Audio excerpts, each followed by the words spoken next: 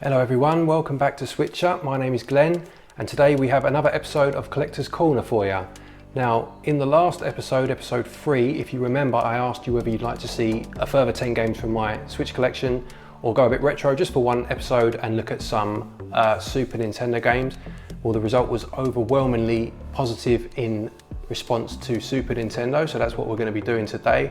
I thought, seeing as we're looking at Super Nintendo, we're talking about that retro vibe and going back to the early 90s, the best way to acknowledge that would be to look at probably the epitome of that era, that being licensed games. So you're not going to find Earthbound, you're not going to find Final Fantasy VI here, it's not about that. This is just about looking at some licensed games, some of which you won't even believe actually had a game made. Some of these movies, you think, how on earth do you make a game out of that? Some are fantastic. Let's have a look.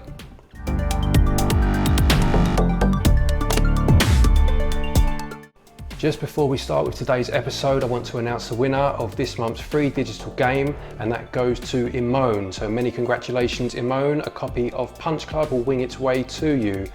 Answer in the comments below and we'll let you know how to claim your free game. Okay, the first set of games I'm going to show you are based on Disney films or Disney properties. And the first one of these is Aladdin. Now, Aladdin on the Super Nintendo and Aladdin on the Mega Drive or the Genesis were very different games. I think I'm right in saying that the Mega Drive version, Disney themselves got involved. The animation was really smooth, lovely hand-drawn style to it. Capcom did the Super Nintendo version. They did some fantastic Disney games back in the day. This is a great game, very different to the Mega Drive version, but a great game in its own right. This is probably one of my favourite Disney games on the Super Nintendo. Next, got a couple more to show you. These were both made by Virgin Interactive, and they are The Jungle Book and The Lion King. The Jungle Book is not quite as well remembered as The Lion King. It's not quite as good, to be perfectly honest. The Lion King is a very good game. It's outrageously hard, especially considering it was, promoted towards children. It was a really, really tough game, but both good games. Virgin, again, they produced some good games for the Super Nintendo back in the day as well. Next, got a couple of Mickey Mouse games. We have The Magical Quest starring Mickey Mouse and Mickey Mania. The Magical Quest starring Mickey Mouse was one of the first games I ever played for the Super Nintendo. It was a game that a friend of mine owned, and I got the Super Nintendo later than a lot of my friends, and I got the Super Mario All-Stars set. So I had All-Stars to play through. Didn't have another game for quite a while, so he lent me this one. And this is a really good game. Again, a lot of these are platformers. Lovely, lovely graphics, really nice graphics.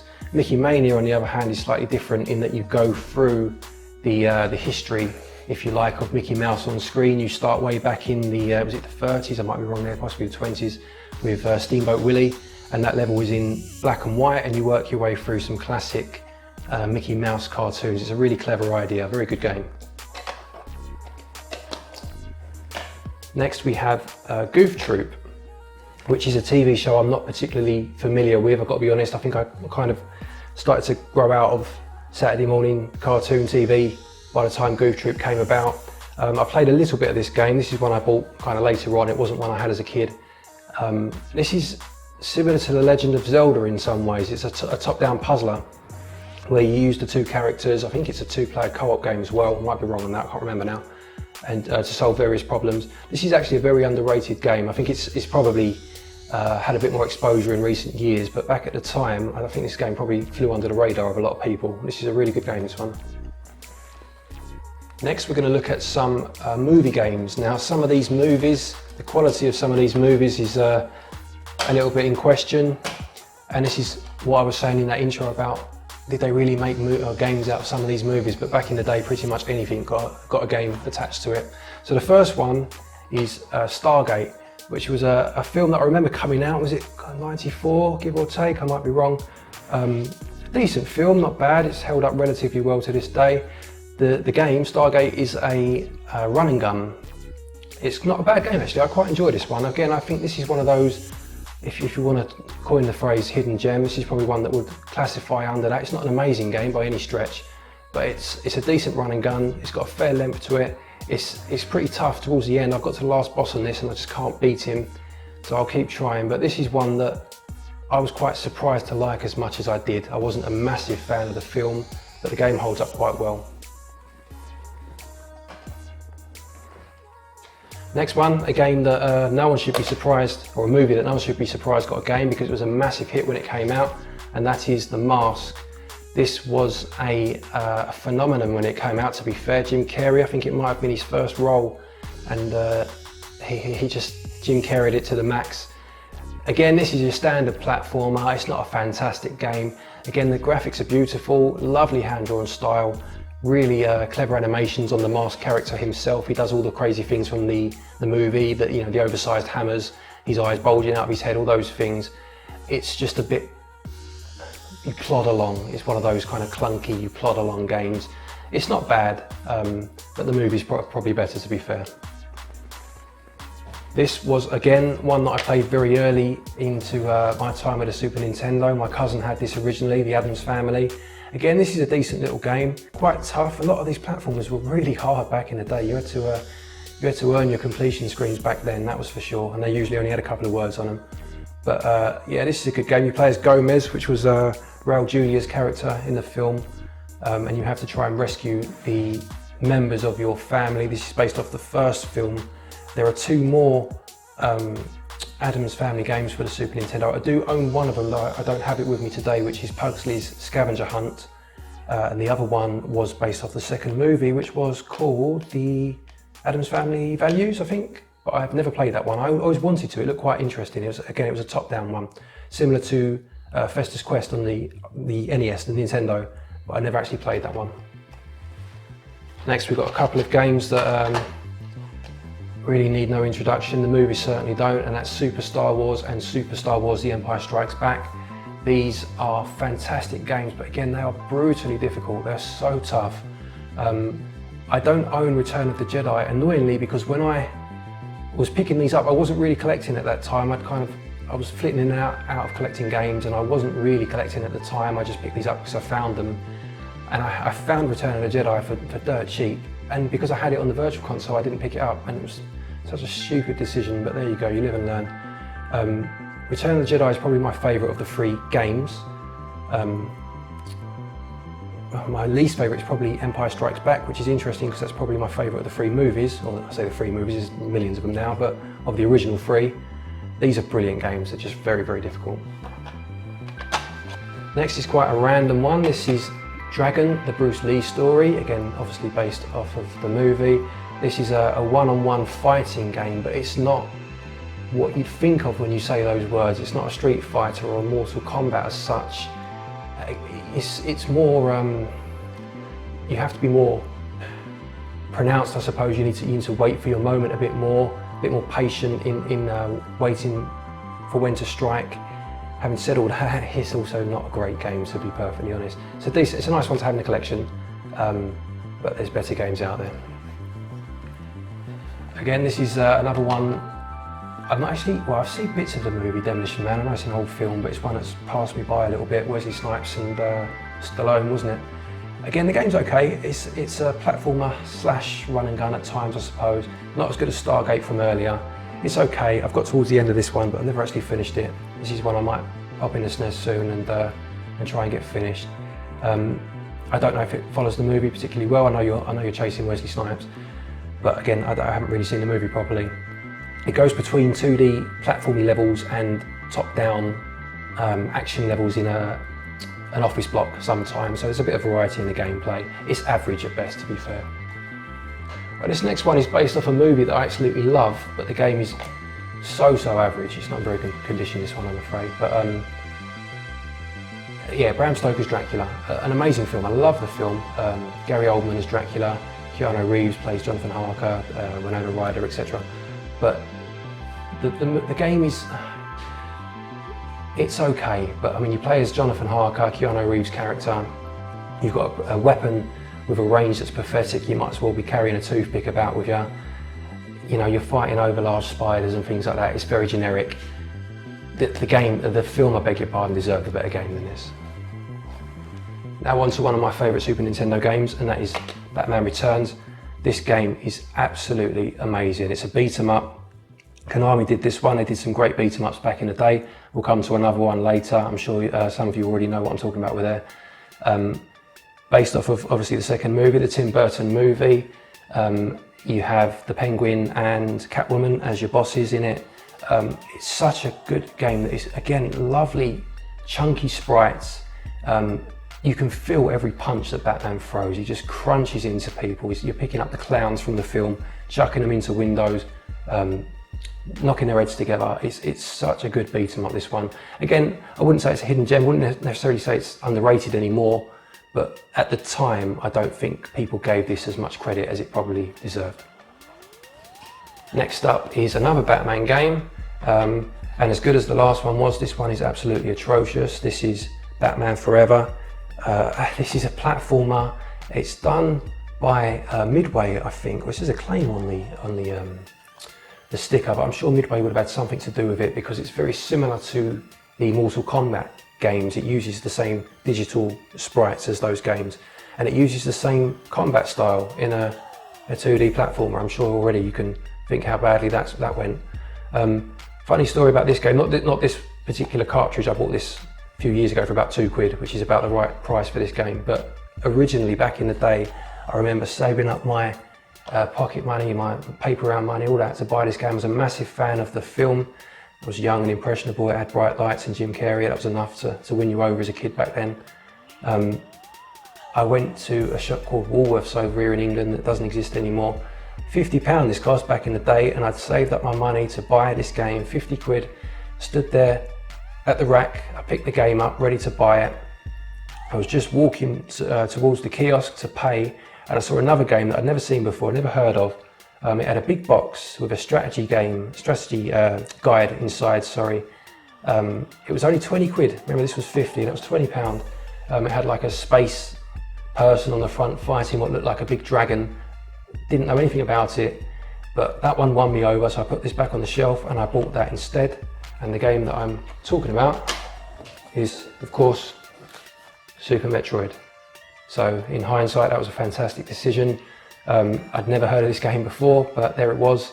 And yeah, I think I made the right choice that day, to be fair. Another one to look at, this is Judge Dredd, based off of the Stallone movie. So this is the second Stallone film game that I've shown you today. Again, an absolutely appalling film. I don't know what he was thinking when he played Judge Dredd. I don't know what he was doing with his voice, but there you go. You betray the law!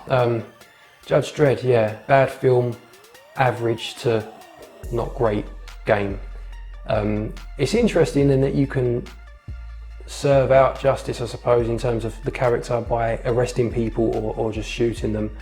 Again, it's a platformer run and gun type game. It's not terrible actually, it's much better than the movie, that's for sure. But yeah, that's another one, Judge Dredd. Right, a couple of box games for you now. Most of these aren't boxes you've obviously seen. Unfortunately, when you were a kid, you didn't think to keep the boxes. They were just, you opened it up and you chucked the box away, which was criminal these days. This is the Lawn Mower Man. This is a film that holds some nostalgia for me because when I was young, I was obsessed with the idea of cyberspace, and there weren't many films back then that explored that theme. The Lawn Mower Man was one of them. Watching it now, it's not a very good film, but I loved that idea. I loved this game has, again, it's a platformer slash run and gun's not the right term really, but you know what I mean. You know, you shoot as you run, as you platform across. It does have first person, if you can just about call them that, stages where you are in cyberspace, and as a kid I really did enjoy that. As an adult, this is a painfully average game, but again, I like to have it in the collection. One that I should have showed you earlier when doing the Disney games, this is Beauty and the Beast. I got this a couple of Christmases ago from the wife.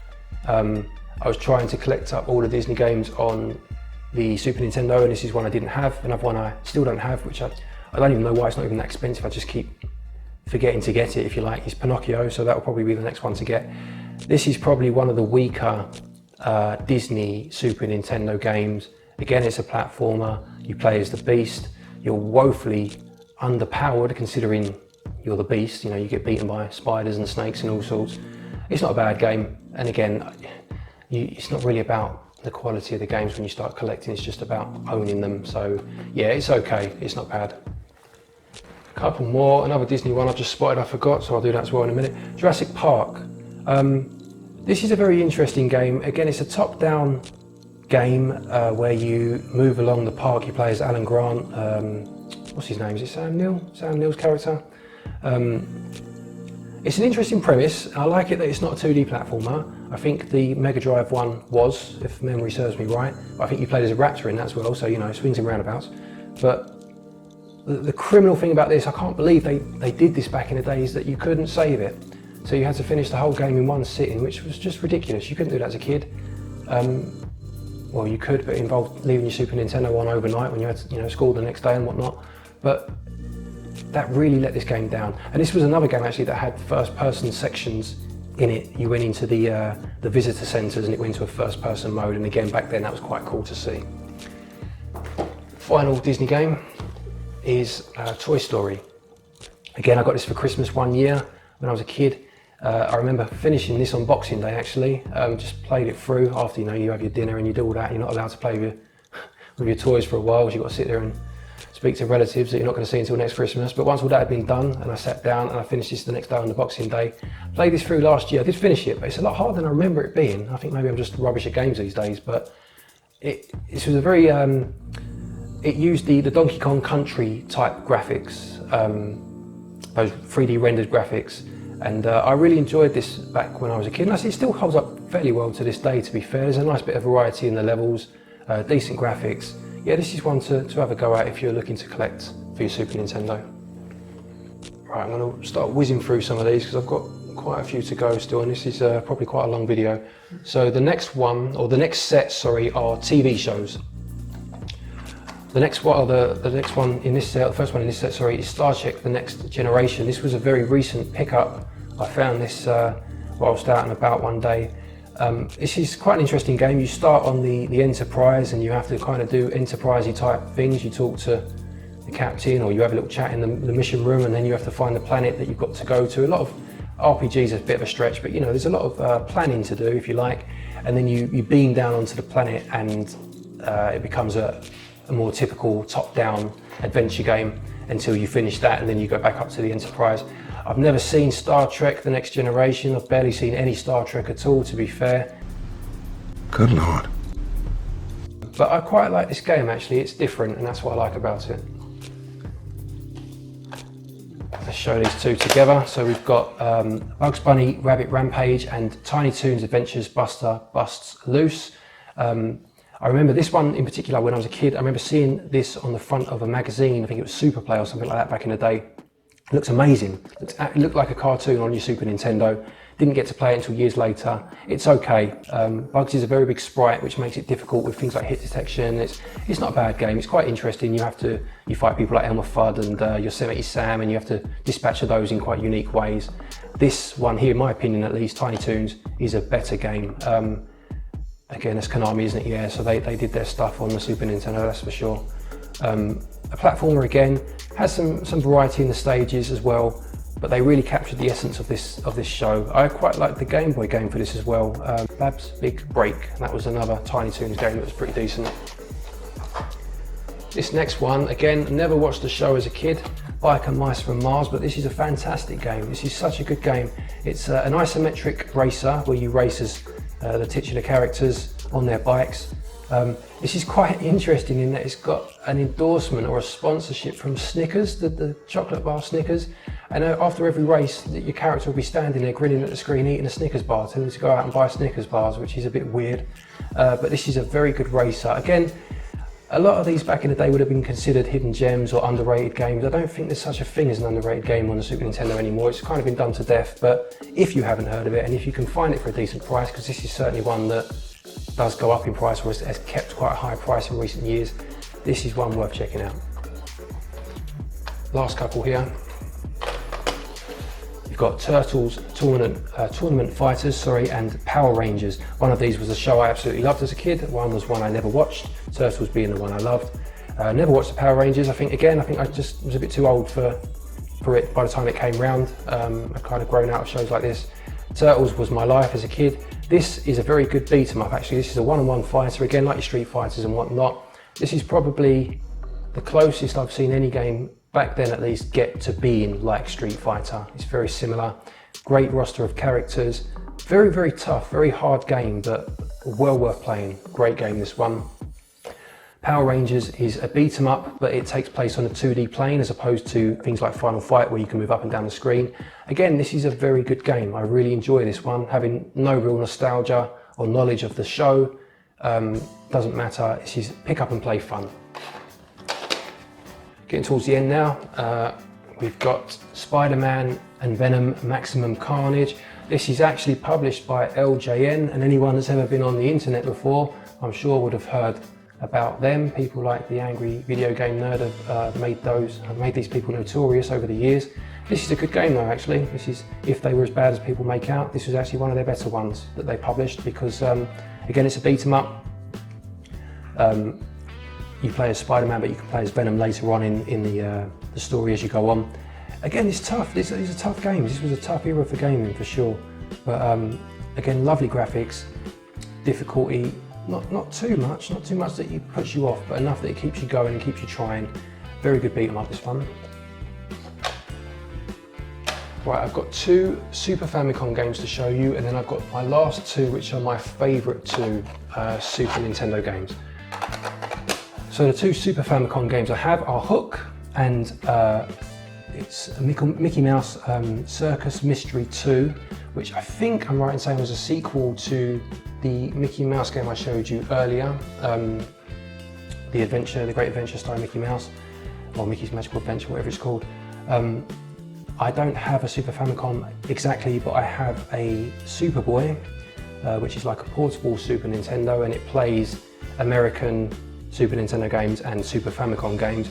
These were a couple of games that I was interested in, or this one in English, but it was so much cheaper to get the Super Famicom game. You'll find that with pretty much all Super Nintendo games. If you can get the Super Famicom version, if you've got a way of translating it, or if it doesn't need to be translated, these are so much cheaper.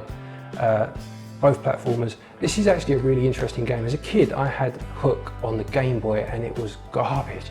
It was awful. But as a kid, you didn't care because you didn't have that many games and you just played it to death. And I played that game so much. And then I played this one years later and realised the one I should have got as a kid. Again, this is your standard Capcom Super Nintendo fare. Fantastic, in other words. These are a platformer. I think this has got Minnie Mouse in as well. You can play as Minnie Mouse or Mickey. Great game, really nice game. Right, now we get down to the final 2. These are games that I would absolutely love to see on the Nintendo Switch. If they can bring these to the Switch in some way, shape or form, I'd be a very happy man. First is Shadowrun, which is based on a tabletop RPG game, hence the reason it makes it into the licensed game episode. This is a game set in a cyberpunk world. I love cyberpunk. I used to love cyberpunk as a kid. You wake up with no recollection of who you are, and you have to make your way through this, what's the word I'm looking for? Like a dystopian future. It's an isometric view. You talk to characters. It's an RPG. It's a bit awkward because it was designed for a mouse. I think you can use the Super Nintendo mouse on it actually. If you haven't got a mouse, it's very awkward. You need to aim a cursor to shoot and things like that. And in the midst of battle, that's not easy. But I'll forgive all those flaws because it's an amazing game. Please, someone find a way to bring this to the Switch. And the other one is the Konami beat 'em up I was talking about earlier. It's Turtles in Time. Again, huge Turtles fan. This game's amazing. This is my favourite game. Probably not a stretch to say favourite game of all time. There are much deeper games. There are games that have more meaning to them. There are games that maybe grab your attention for longer. But sometimes I don't care about any of that. I want to sit down, I want to get Donatello, and I want to hit someone in the face with a big bow stick, to be fair. And you can do that in this game. They did a re-release of this, remaster, if you want to call it, a few years ago on the Xbox Live Arcade, possibly PS3 as well, I don't know. Which was okay. It got absolutely panned at the time because it took a classic and it deviated slightly, and people don't like that. To be fair to it, it was based on the arcade game, which was different to the Super Nintendo game anyway, and I'm not sure that some people realised that. So when they were asking why Bebop and Rocksteady weren't in it, there was a legitimate reason for it. Having said all that, I always preferred the Super Nintendo version to the arcade one anyway. This game is amazing. Please, someone, Konami, anyone, Nickelodeon, find a way, bring this to the Switch.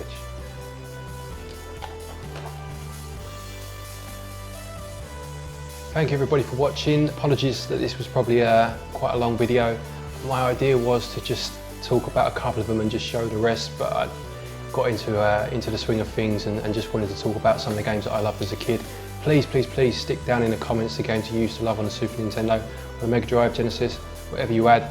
I love talking about old games. For the next episode of Collector's Corner, we'll be back to Switch games, but until then, keep it Switch up for all things Switch all the time, apart from today. Happy gaming.